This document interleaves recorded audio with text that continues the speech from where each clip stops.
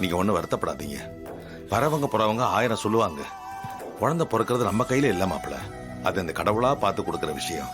உங்களுக்கு கண்டிப்பா குழந்தை பிறக்கும். வருத்தப்படாதீங்க மாமா. எனக்கு இத பத்தில பெரிய வார்த்தை எதுவும் இல்ல மாமா. ரோகிணி ஃபீல் பண்றாள, அதான் வருத்தமா இருக்கு. மாப்பிள, ஈஸ்வரி சொன்னதுல ரோகிணி சமாதானம் ஆயிட்ட பாத்தீங்களா? கவலைப்படாதீங்க.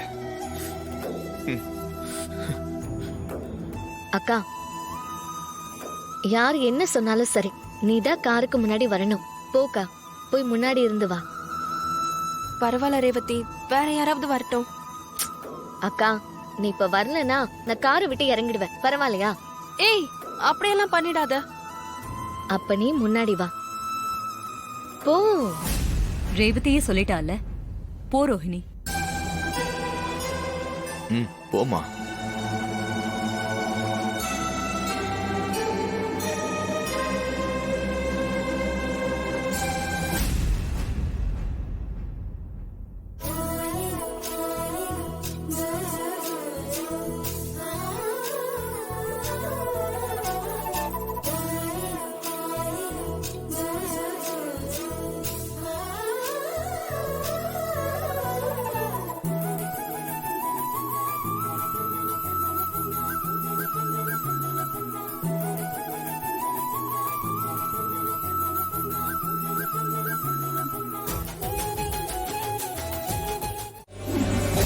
சாமுண்டீஸ்வரி, நீ நீ நான் உன் மனசாட்சிதான். பயந்துராத. நீ எதுக்கு வந்த? உன்கிட்ட கொஞ்சம் பேசணும், அதுக்கு தான் வந்தேன். என்கிட்ட பேச என்ன இருக்கு?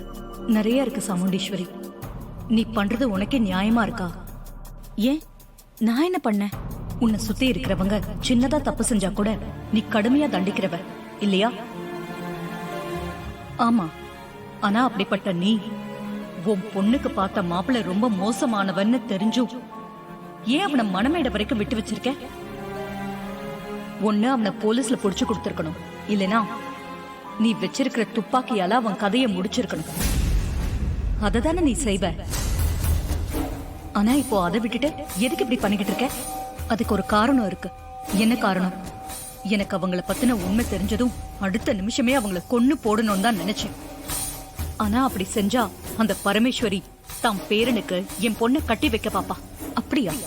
ஆமா, ரேவதியும் கூட 2 குடும்பமும் ஒண்ணு சேரணுங்கிறதுக்காக அந்த கிழவியோட பேரனை கல்யாணம் பண்ணிக்கிறதுக்கு தயாருன்னு சொல்லுவா. மகேஷோட கல்யாணம் நிச்சயம் ஆகலைனா முன்ன பின்ன பாக்காத அந்த பேரனை கூட கல்யாணம் பண்ணிக்கிறதுக்கு தயாருன்னு சொன்னான். இப்படி இருக்கும்போது நான் என்ன பண்றது? அப்போ இதுக்காக தான் அந்த மாயாவையும் மகேஷையும் பொறுத்துக்கிட்டு இருக்கியா? ஆமா, ஒரு பக்கம் அந்த மகேஷ் மாயாவை நான் பழி வாங்கணும், இன்னொரு பக்கம் அந்த கிழவியோட பேரை என் வீட்டுக்கு மருமகனா வரவே கூடாது. அந்த கிழவிக்கு எவ்வளவு துணிச்சல் இருந்தா உன் வீட்டுக்கு ஏன் பேரன்தான் மருமகனா வருவான்னு ஏன் முன்னாடியே சவால் விடுவா? அந்த சவால்ல நான் தான் ஜெயிக்கணுமே ஒழிய அந்த கிழவி ஜெயிக்க கூடாது. சோ இப்படி நிறைய காரணங்களை மனசுல வச்சுக்கிட்டு தான் நீ இந்த மாதிரி ஒரு முடிவெடுத்திருக்கேன்னு சொல்லு. ஆமா, இந்த சாமுண்டீஸ்வரி யார்கிட்டையும் தோத்ததா சரித்திரமே இல்ல. அதெல்லாம் சரி. உன் பொண்ணுக்கு அந்த மகேஷ் மாப்பிளைய வரக்கூடாதுன்னு நீ முடிவெடுத்துட்ட. அப்போ உன் பொண்ணுக்கு மாப்பிள்ளை யாரு?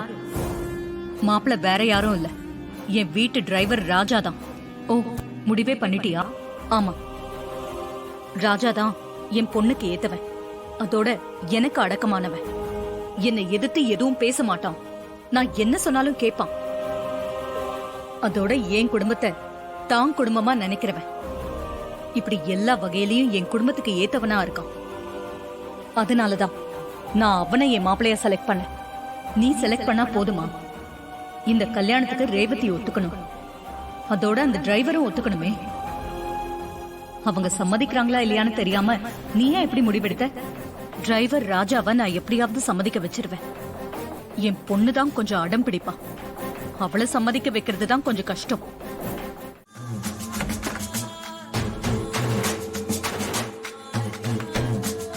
வாங்க. எங்க எனக்கு அந்த டிரைவர் மாப்பிள்ளை துணையா இருக்கிறது சுத்தமா பிடிக்கலங்க. வெளியே ஆரத்தி எடுக்கும்போது பாத்தீங்கல்ல, அவன் தான் ரேவதி கூட மாப்பிள்ள மாதிரி நிக்கிறான். அத பார்த்து நான் ரொம்ப டென்ஷன் ஆயிட்டேன். எனக்கும் தான் அவனை சுத்தமா பிடிக்காது. அவனை எப்படியாவது வீட்டை விட்டு துரத்தணும்னு பாக்குற, முடிய மாட்டேங்குதே.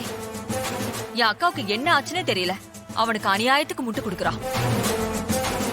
மேடம், அவன் நம்மள விட்டு தள்ளி இருந்தாலே சிக்கல் பண்ணுவான். அப்படி இருக்கல மாப்பிள்ள தோழனா மகேஷ் பக்கத்திலே இருந்தா அது ரொம்ப டேஞ்சர் மேடம். ஆமாங்க, அவனை சாதாரணமா பார்த்தாலே கை காலம் உதறும். இதுல அவன் பக்கத்துலயே நிக்கணும்னா, ஐயோ, இத நினைக்கும் போது எனக்கு ரொம்ப டென்ஷன் ஆகுதுங்க. ஆமாங்க, துணை மாப்பிளையே அவன் இருக்க வேண்டாம்.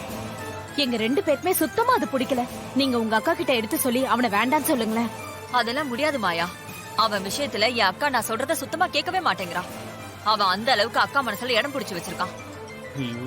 அவன் இங்க இருக்கிற ஒவ்வொரு நிமிஷமும் பயமா தான் இருக்கு.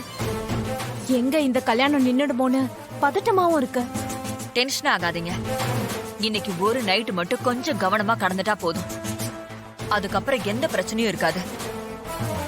இத பாரு மகேஷ், சொல்லுங்க. நீ நம்ம காரியம் முடியற வரைக்கும் அந்த டிரைவர் என்ன சொன்னாலும் நீ அமைதியா இரு. அவன் எங்க கூப்பிட்டாலும் போகாத, புரியுதா? சரிங்க மேடம். அதோட அந்த லூசு மயில் வாகனம் கூப்பிட்டாலும் எங்கேயும் போயிடாத. அவனும் டேஞ்சரான ஆளுதான். சரிங்க மேடம், நான் கேர்ஃபுல்லா இருந்துக்கிறேன். ஏதாவது ப்ராப்ளம்னா சொல்லுங்க, நான் இருக்கேன். என் ஹஸ்பண்ட் இருக்காரு, எல்லாத்தையும் நாங்க பாத்துக்கிறோம். சரிங்க மேடம். ஷோ.